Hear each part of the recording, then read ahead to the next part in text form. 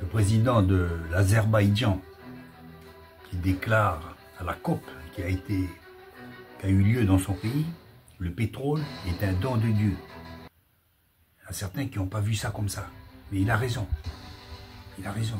Il faut qu'on exploite toutes les ressources qu'on a. Il a eu la chance d'avoir du pétrole sur les pieds, donc il a exploité déjà depuis des dizaines d'années. C'est normal. Alors comment une personne comme ça peut parler de l'écologie? Mais il peut en parler quand même. Il peut en parler. Mais par contre, on condamne 3 ans une personne parce qu'elle a fait un tag sur le mur.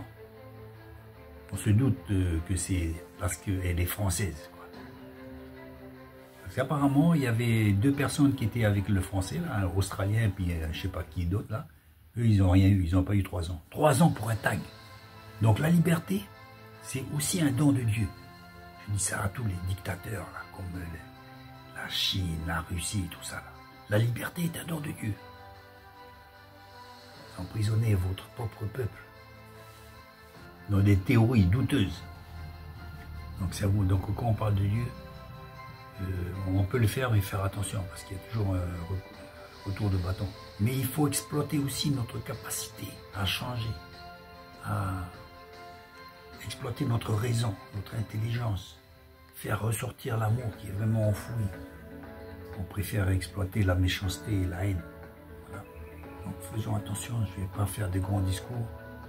Le pétrole est un don de Dieu, évidemment, moi je dis que c'est vrai. Puis, donc que l'homme ait eu un impact sur le climat, je veux bien le croire. Depuis que l'homme est arrivé avec son industrie, on a vu un réchauffement, que ce réchauffement aurait pu avoir lieu sans qu'il y ait eu l'exploitation et l'explosion de la technologie et du monde occidental de par ces énergies fossiles.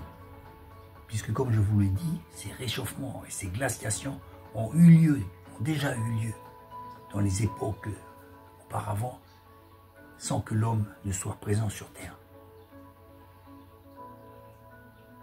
Moralité, le pétrole est un don de Dieu, mais la liberté,